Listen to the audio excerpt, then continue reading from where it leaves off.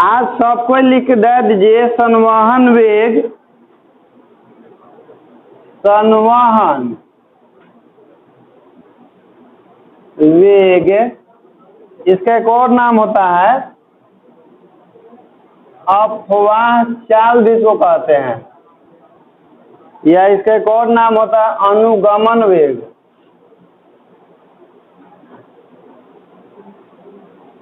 लेकिन सबके अंग्रेजी एक ही होता है, हाँ, ड्रिफ्ट वेलोसिटी।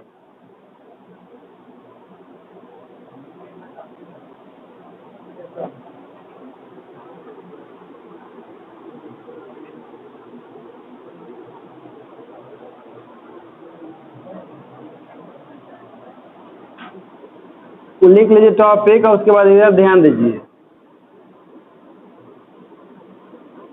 जैसे देखिए, मान लीजिए ना कि कोई चालक तार है, आज चालक तार में मुक्त इलेक्ट्रॉन जो होते हैं सब इधर उधर गति करते रहता है, कोई इधर गति करते रहता है तो कोई इधर तो कोई उधर, मतलब कि अलग अलग डायरेक्शन में मुक्त इलेक्ट्रॉन गति करते रहता है। कब? जब उस पर विभवांतर नहीं आरोपित किया जाता है तब। तो हम लोग जानते हैं कि किसी चालक तार में मुक्त इलेक्ट्रॉन विभवांतर के अभाव में या विद्युत क्षेत्र के अभाव में इधर उधर गति करते रहता है। लेकिन जैसे ही उसके दोनों सिरों के बीच में विभवांतर आरोपित किया जाता है या विद्युत क्षेत्र आरोपित किया जाता है तो मुक्त इलेक्ट्रॉन जो होते हैं वो सब एक निश्चित दिशा में, सब एक निश्चित दिशा में एक नियत वेग से गति करने लगता है। एक निश्चित दिशा में एक नियत वेग से गति करने लगता है, तो वही नियत वेग कहलाता है संवहन वेग। तो लिखिए संवहन वेग। तो लिखिए संवहन वेग में, जब एक चालक के सिरों पर, जब एक चालक के सिरों पर विभवांतर आरोपित किया जाता है, जब एक चालक के सिरों पर विभवांतर आरोपित किया जाता है तो मुक्त इलेक्ट्रॉन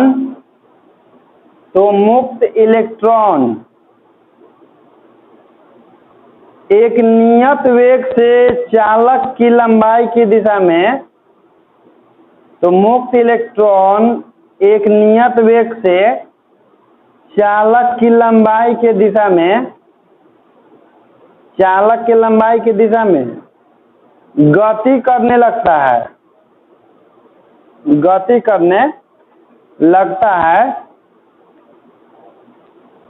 गति करने लगता है। तो इलेक्ट्रॉन जिस नियत वेग से गति करता है, तो इलेक्ट्रॉन जिस नियत वेग से गति करता है, जिस नियत वेग से गति करता है उसी वेग को संवहन वेग कहते हैं। उसी वेग को संवहन वेग कहते हैं, संवहन वेग कहते हैं, संवहन वेग कहते हैं। क्या बताएं कि जब किसी चालक के सिरों के बीच में विभवांतर आरोपित किया जाता है तो इसमें उपस्थित मुक्त इलेक्ट्रॉन चालक के लंबाई के अनुदिश गति करना शुरू कर देते हैं। तो इस वेग को, नियत वेग को संवहन वेग। चलिए क्वेश्चन पूछते हैं, बताइएगा। जैसे चालक तार में इलेक्ट्रॉन जो गति करना शुरू करता है ना, तो कहाँ से गति स्टार्ट करता है? जैसे किनारा पर से कि बीच में से कि आरी पर से, मतलब कि जब भी विभवांतर आरोपित किया जाता है तो इलेक्ट्रॉन कहाँ से गति करना प्रारंभ करता है? कहाँ पर से? सबसे शुरू वाला किनारा कि लास्ट वाला किनारा? अब बीच वाला के क्या होगा? शुरू वाला गति करना शुरू कर देगा तो बीच वाला इलेक्ट्रॉन कहाँ होगा? देखो, इलेक्ट्रॉन हमेशा चलता है विद्युत क्षेत्र के विपरीत दिशा में। इलेक्ट्रॉन एक ऋणावेशित कण है, उसको चलने के लिए एक बल का जरूरत होता है। और बल होता है विद्युत बल। अब विद्युत बल का अनुभव वहीं पर हो सकता है जहाँ पर विद्युत क्षेत्र है। तो जो भी इलेक्ट्रॉन विद्युत क्षेत्र को अनुभव करता है ना, वो विद्युत क्षेत्र के विपरीत दिशा में आकर्षित होना शुरू कर देते हैं। ये जिसे मान लीजिए कि यहाँ पर हम विद्युत क्षेत्र आरोपित किए हैं, तो यहाँ के इलेक्ट्रॉन जो है विद्युत क्षेत्र को अनुभव करेगा तो इधर की ओर गति करना। तो चालक में उपस्थित जो भी इलेक्ट्रॉन विद्युत क्षेत्र का अनुभव करता है वो चलना प्रारंभ कर देता है, चाहे जहाँ से वो विद्युत क्षेत्र का अनुभव, क्योंकि विद्युत क्षेत्र हमेशा ऋण आवेश यानी कि इलेक्ट्रॉन को क्या करता है, आकर्षित करता है। ठीक ना। तो इसका आंसर होगा कि जहाँ से वो विद्युत क्षेत्र का अनुभव करता है वहीं से गति करना, चाहे वो प्रारंभिक सिरा पर होके, चाहे बीच में होके, चाहे अंतिम सिरा पर होके। ठीक ना। अब देखो चालक तार में इलेक्ट्रॉन की गति के कारण ही विद्युत धारा की उत्पत्ति।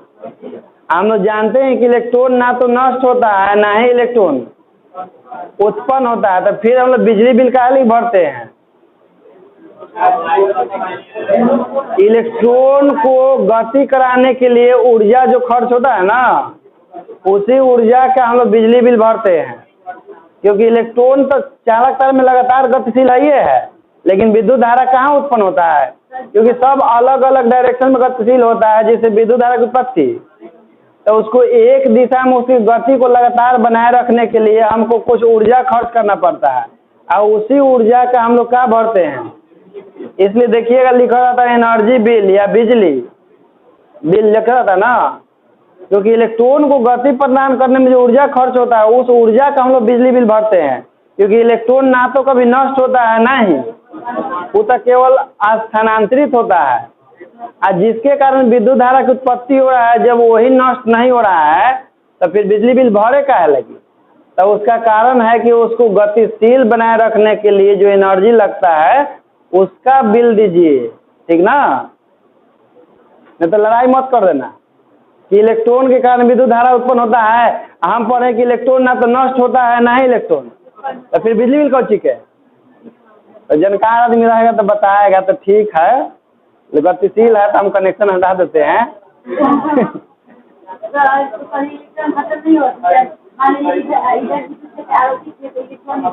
हाँ, तो काहे लगे हम लोग जमीन में आर्थिंग देते हैं। जैसे देखो चालक तार में वैसे मान लो कि जैसे हम लोग विद्युत क्षेत्र आरोपित किए हैं, ठीक ना। इसको कहीं ना कहीं जमीन से संपर्क रहता है कि नहीं।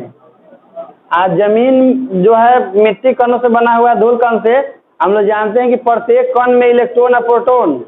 तो जमीन में तो इतना इलेक्ट्रॉन है कि पूरा जिंदगी भर भी स्थानांतरित होते रहेगा तो इलेक्ट्रॉन का भी समाप्त है। तो हम लोग यही से नहीं आर्थिंग कहाँ पर देते हैं, तो जमीन में से इलेक्ट्रॉन निकल के चालक तार में लगातार ऐसे विद्युत क्षेत्र आ रहा है, इलेक्ट्रॉन एक विपरीत दिशा में।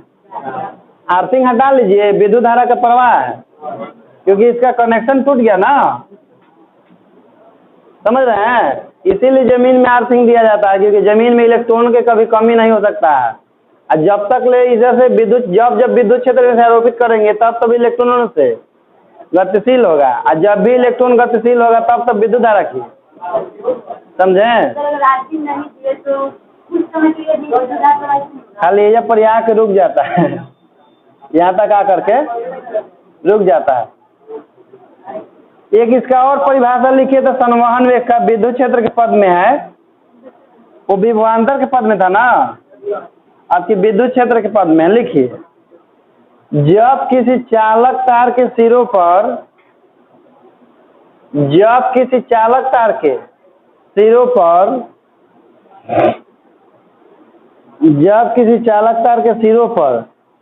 विद्युत क्षेत्र आरोपित किया जाता है, जब किसी चालक तार के सिरों पर विद्युत क्षेत्र आरोपित किया जाता है, विद्युत क्षेत्र आरोपित किया जाता है, तो उसमें उपस्थित मुक्त इलेक्ट्रॉन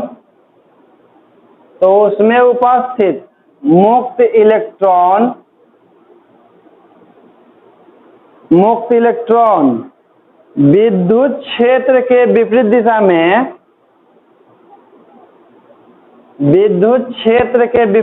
में एक बल का अनुभव करती है, एक बल का अनुभव करती है जिससे इलेक्ट्रॉन चालक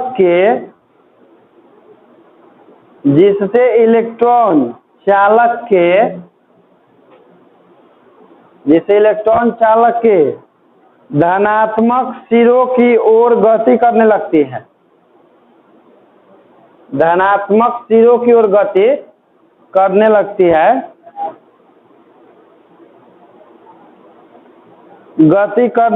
है, तो इलेक्ट्रॉन के औसत वेग को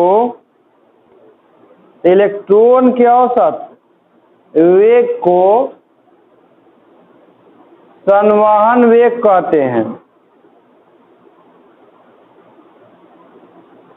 इलेक्ट्रॉन के औसत वेग को संवहन वेग कहते हैं। Paragraph change. संवहन वेग को VD से, देखिए वेक्टर VD से सूचित करते हैं। संवहन वेग को वेक्टर VD से सूचित करते हैं। VD मतलब ड्रिफ्ट वेलोसिटी होता है, VD से सूचित करते हैं, जिसका SI मात्रक मीटर प्रति सेकेंड होता है, जिसका SI मात्रक मीटर प्रति सेकेंड होता है, मीटर प्रति सेकेंड होता है, तथा यह एक सदिश राशि है।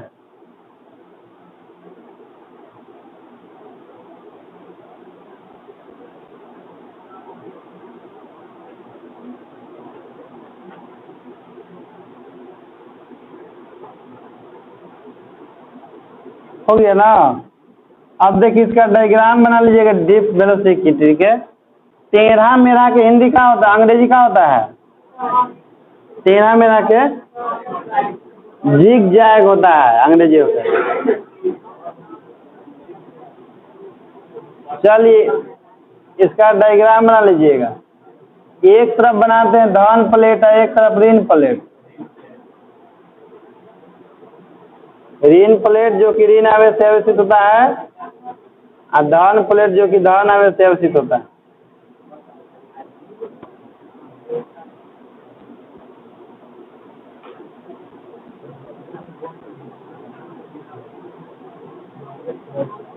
अच्छा ये वाला किसमें वो धनात्मक सिरा बोले हैं, धनात्मक सिरा का मतलब क्या होता है? धनात्मक सिरा का मतलब चालक तार है तो हम थोड़ी पता चलता है कौन धनात्मक है कौन। तो जिस सिरा पर हम लोग विद्युत क्षेत्र आरोपित करते हैं या जिधर से करंट देते हैं वही सिरा कहलाता है धनात्मक, और दूसरा का तरफ वाला हो गया ऋणात्मक सिरा। ठीक ना।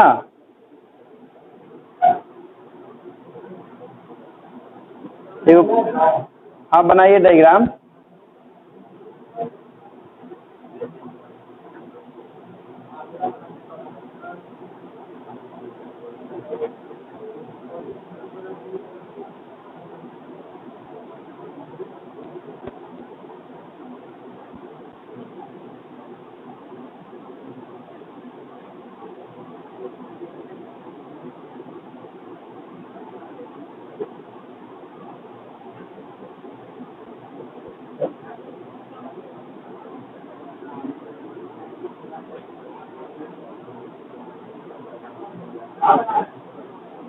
संवहन वेग का डायग्राम है ये।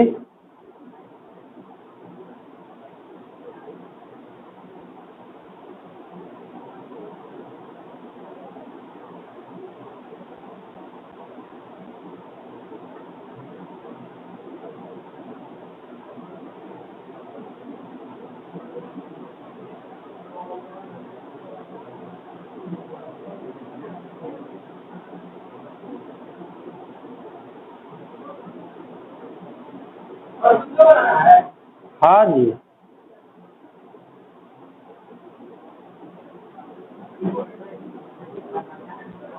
जिग जैग मतलब टेढ़ा मेढ़ा।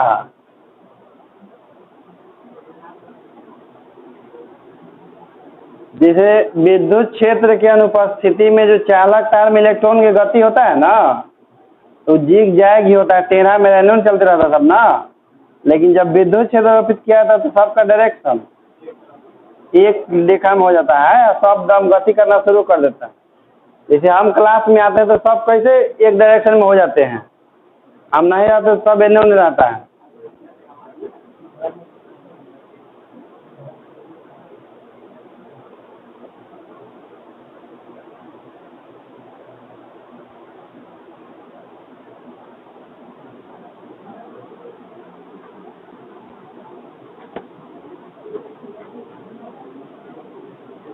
ये उतार लीजिएगा तो अगला टॉपिक लिख लीजिएगा।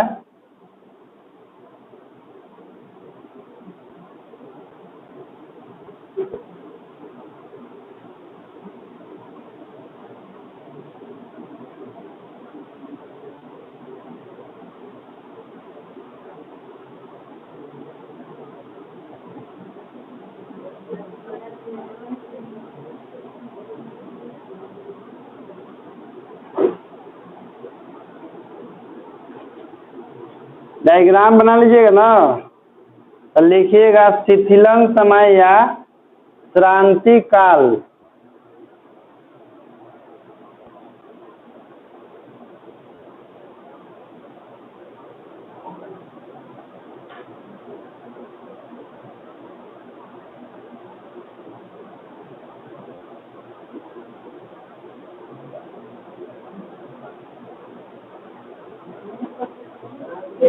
हाँ, क्रांति है, उसका अंग्रेजी होता है रिलैक्सेशन टाइम। Relaxation time. देखिए जो इलेक्ट्रॉन चलता है ना, तो विद्युत क्षेत्र के विपरीत दिशा में चलता है, क्योंकि विद्युत क्षेत्र इलेक्ट्रॉन को आकर्षित करता है ना। लेकिन जो धनायन होते हैं वो सब विद्युत क्षेत्र के दिशा में चलता है। तो मान लीजिए कि देखिए जो चालक तार है, तो चालक तार में इधर से मान लीजिए कि हम विद्युत क्षेत्र आरोपित किए हैं, तो इलेक्ट्रॉन चलेगा अपोजिट डायरेक्शन में, लेकिन धनायन चलेंगे विद्युत क्षेत्र की दिशा में, क्योंकि धनायन जो होते हैं विद्युत क्षेत्र से प्रतिकर्षित होते हैं। धनायन विद्युत क्षेत्र से प्रतिकर्षित होते हैं, इलेक्ट्रॉन विद्युत क्षेत्र की ओर। हवा में दोनों भेटाएगा नहीं, तो इलेक्ट्रॉन आज धनायन के बीच में टक्कर होगा।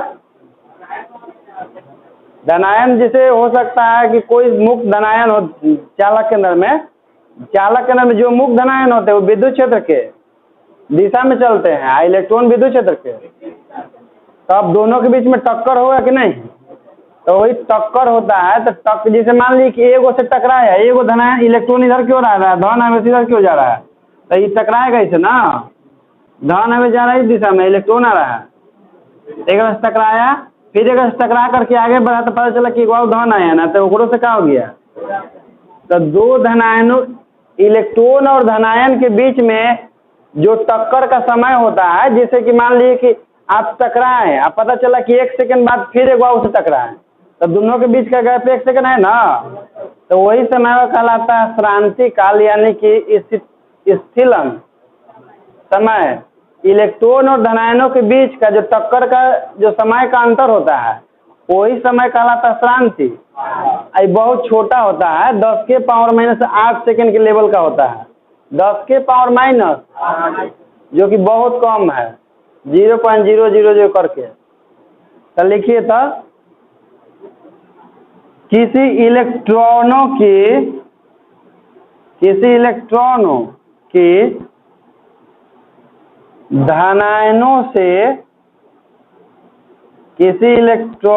की धनायनों से दो क्रमागत टक्करों के बीच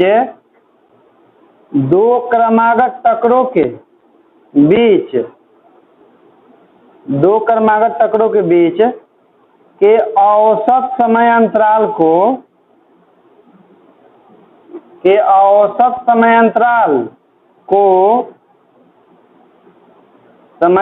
को क्रांति काल कहते हैं।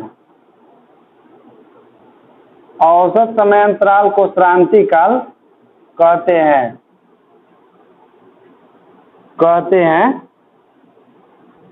इसे देखिए टाउ से सूचित करते हैं। हाँ, इसे टाउ से सूचित करते हैं, जे टाइप का होता है। इसका एसआई मात्रक सेकेंड होता है। इसका एसआई मात्रक सेकेंड होता है तथा बीमा टी होता है।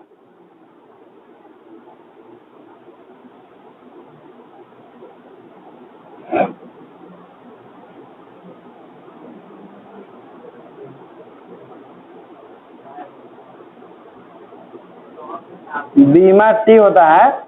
यह एक अदिश राशि है। यह एक अदिश राशि है। यह एक अदिश राशि है। अब नोट लिखिए। नोट नंबर 1, इलेक्ट्रॉन तथा आयनों के बीच, इलेक्ट्रॉन तथा आयनों के बीच टक्कर का समय, इलेक्ट्रॉन तथा आयनों के बीच टक्कर का समय 10⁻⁸ सेकेंड, 10⁻⁸ सेकेंड की कोटि का होता है, की कोटि का होता है।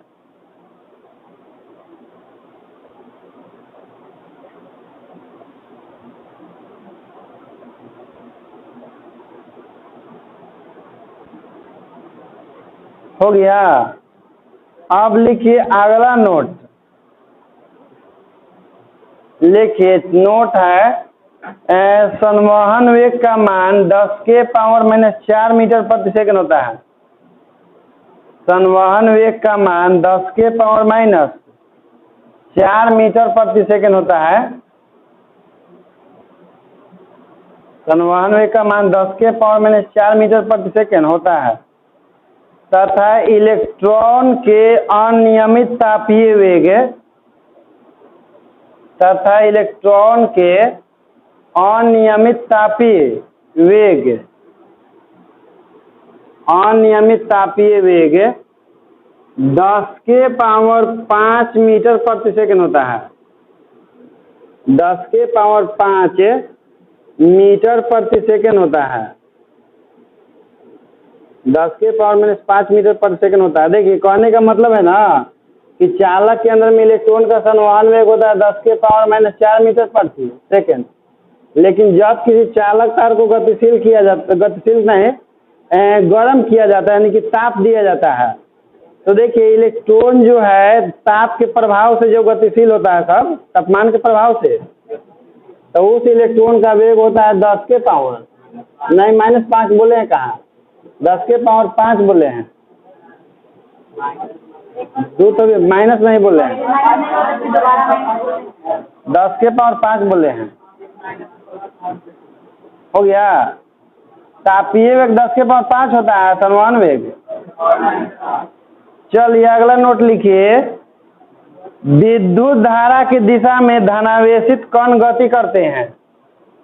विद्युत धारा की दिशा में या विद्युत क्षेत्र की दिशा में,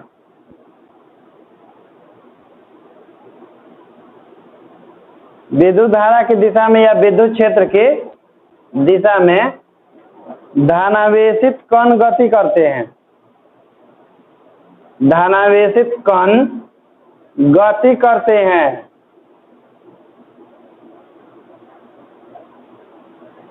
विद्युत धारा की दिशा में धनावेशित कण भी चलता है।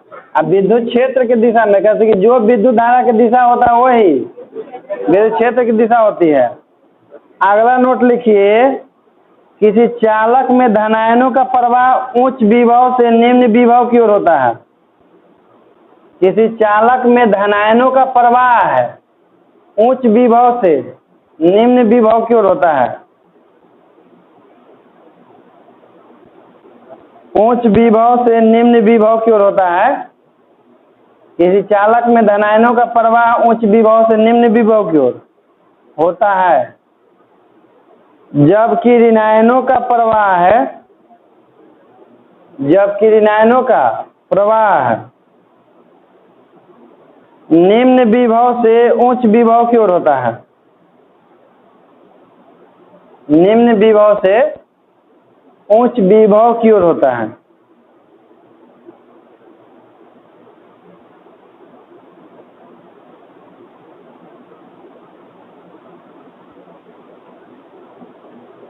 अगला नोट,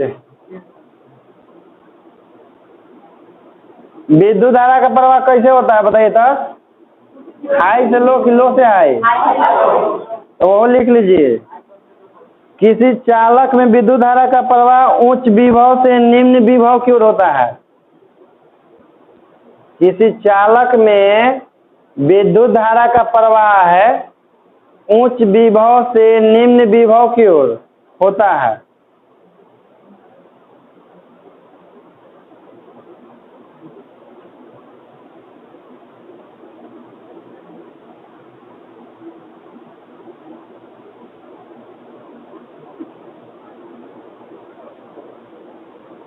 अब विद्युत क्षेत्र कैसे चलता है? हाई से लो कि लो से हाई?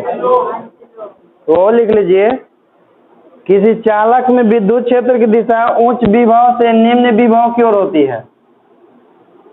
किसी चालक में विद्युत क्षेत्र की दिशा उच्च विभव से निम्न विभव की ओर होती है।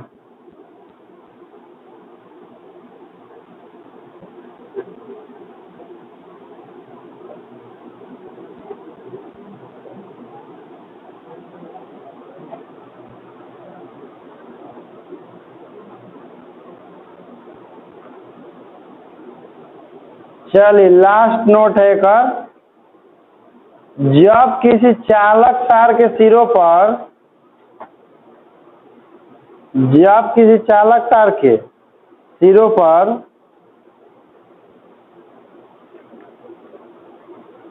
जब किसी चालक तार के सिरों पर विद्युत क्षेत्र आरोपित किया जाता है, जब किसी चालक तार के सिरों पर विद्युत क्षेत्र आरोपित किया जाता है, विद्युत क्षेत्र आरोपित किया जाता है, आरोपित किया जाता है, तो उसमें उपस्थित मुक्त इलेक्ट्रॉन, तो उसमें उपस्थित मुक्त इलेक्ट्रॉन जहां से विद्युत क्षेत्र और विद्युत बल का अनुभव करती है, जहां से विद्युत क्षेत्र और विद्युत बल का अनुभव करती है, विद्युत क्षेत्र और विद्युत बल का अनुभव करती है, वहीं से विद्युत क्षेत्र के विपरीत दिशा में चलना प्रारंभ कर देती है। वहीं से विद्युत क्षेत्र के विपरीत दिशा में चलना प्रारंभ कर देती है, वहीं से विद्युत क्षेत्र के विपरीत दिशा में चलना प्रारंभ कर देती है।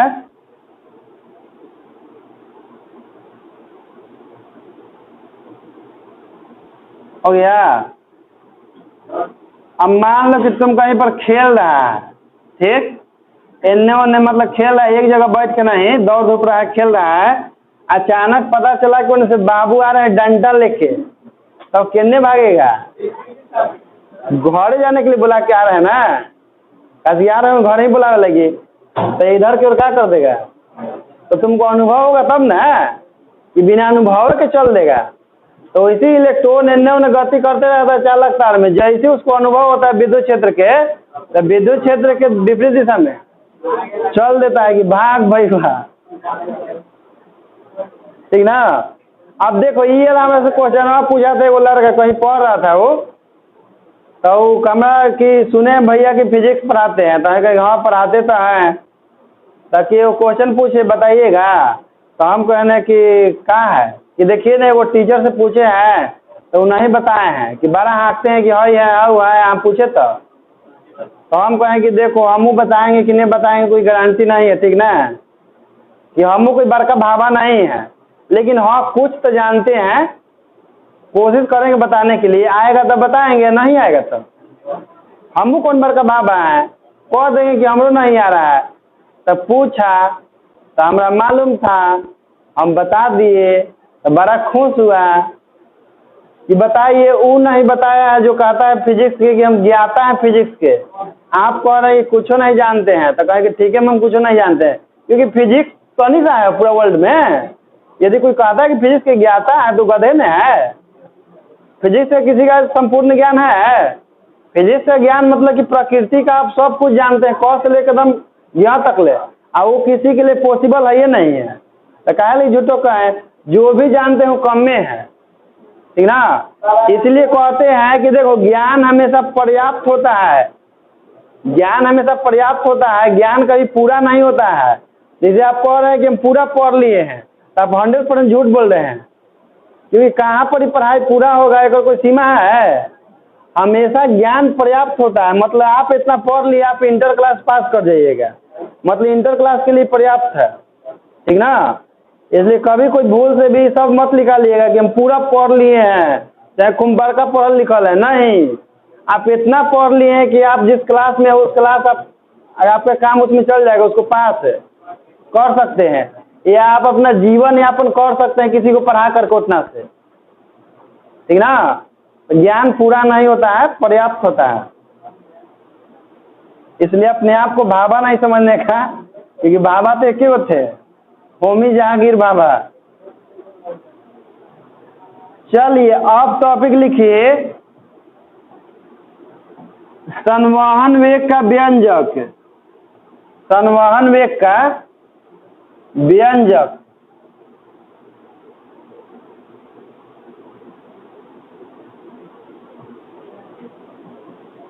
संवहन वेग का व्यंजक।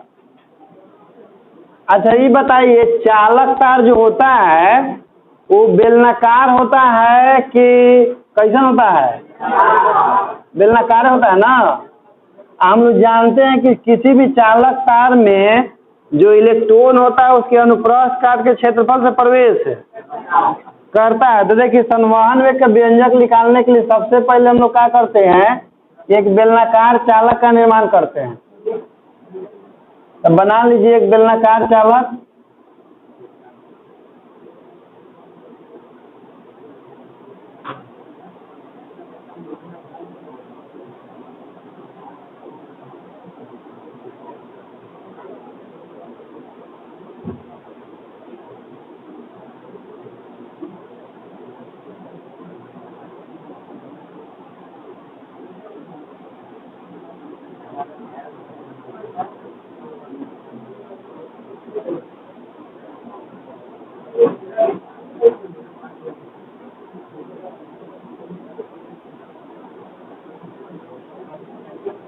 विद्युत धारा आई, विद्युत धारा आई,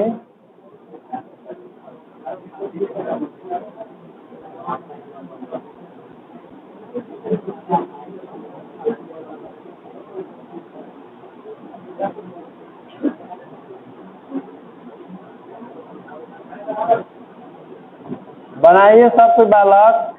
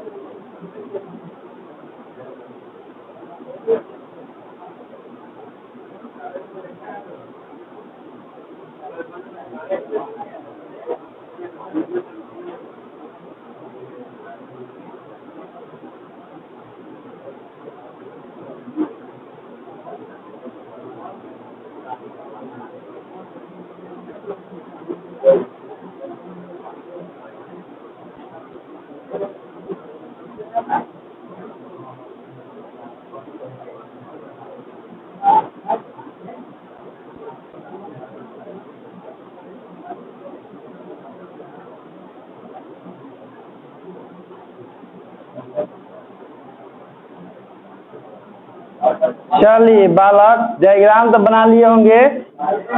देखिए वो चालक तार है जिसका लंबाई L है, ठीक ना। और इसको एक बैटरी से जोड़ा गया है, तो विद्युत धारा चलता है धन ध्रुव से ऋण ध्रुव की ओर, बाहरी परिपथ में धन ध्रुव से, इलेक्ट्रॉन चलता है ऋण ध्रुव से धन ध्रुव की ओर। तो इलेक्ट्रॉन जिस वेग से चलता है उस वेग को हम लोग कहते हैं संवहन वेग, और विद्युत क्षेत्र इधर दिशा में अपोजिट डायरेक्शन में है। तो लिखिए, तो माना कि चालक की लंबाई L, माना कि चालक की लंबाई L तथा दोनों सिरों के बीच का विभवांतर V है। माना कि चालक की लंबाई L तथा दोनों सिरों के बीच का विभवांतर V है, तो E बराबर V बटा L, E बराबर V बटा L। जिस चालक तार के दोनों सिरों लंबाई है L, इसके दोनों सिरों के बीच का विभवांतर V है, तो विद्युत क्षेत्र E बराबर क्या होगा V बाई L। इसको समीकरण 1 मत मानिएगा अभी। चल इसके बाद लिखिए, पुनः माना कि इलेक्ट्रॉन पर आवेश माइनस E, पुनः माना कि इलेक्ट्रॉन पर आवेश माइनस E है, इलेक्ट्रॉन पर आवेश माइनस E है, तब चालक में प्रत्येक इलेक्ट्रॉन के द्वारा, तब चालक में प्रत्येक इलेक्ट्रॉन के द्वारा, चालक में प्रत्येक इलेक्ट्रॉन के द्वारा अनुभव किया गया बल, अनुभव किया गया बल, देखिए वेक्टर ए बराबर माइनस ई आई इंटू विद्युत क्षेत्र ई, इसको मान लीजिएगा इक्वेशन फर्स्ट, उसको मत मानिएगा। देखिए समझने काम कीजिएगा, जैसे हम लोग F बराबर जानते हैं ना कि Q इंटू ई होता है, लेकिन यहाँ पर Q की जगह पर इलेक्ट्रॉन का आवेश है, इलेक्ट्रॉन का आवेश कितना है माइनस। तो जैसे विद्युत क्षेत्र आरोपित किया जाता है तो चालक तार के अंदर उपस्थित प्रत्येक इलेक्ट्रॉन जो होता है F बराबर माइनस ई इंटू ई विद्युत बल का अनुभव, और उसी बल से इधर की ओर गतिशील होना शुरू हो जाता है सब। इसके बाद लिखिएगा, यदि एक इलेक्ट्रॉन का द्रव्यमान Me, यदि एक इलेक्ट्रॉन का द्रव्यमान Me, यदि एक इलेक्ट्रॉन का द्रव्यमान Me हो तो प्रत्येक इलेक्ट्रॉन पर लगने वाला बल, तो प्रत्येक इलेक्ट्रॉन पर लगने वाला बल,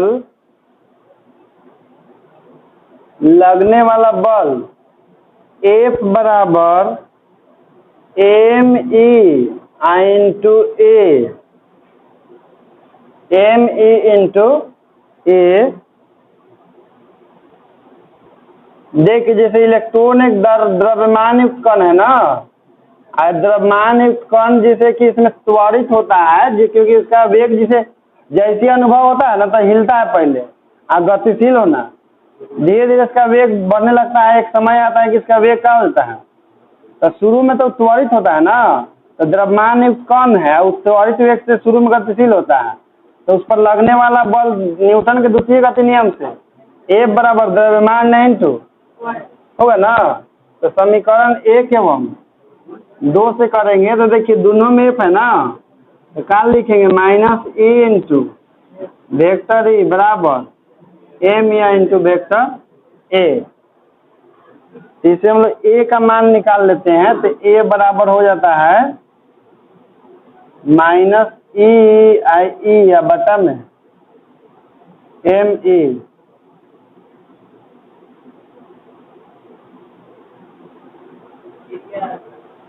A यहाँ पर त्वरण होता है और Me जो है इलेक्ट्रॉन का द्रव्यमान होता है। अभी नहीं, अभी पूरा थोड़ी हुआ है, अभी इसका बाकी हिस्सा जो है कल लिखवाएंगे, तो आज इतना ही छोड़ देते हैं इसमें, लंबा इक्वेशन है थोड़ा।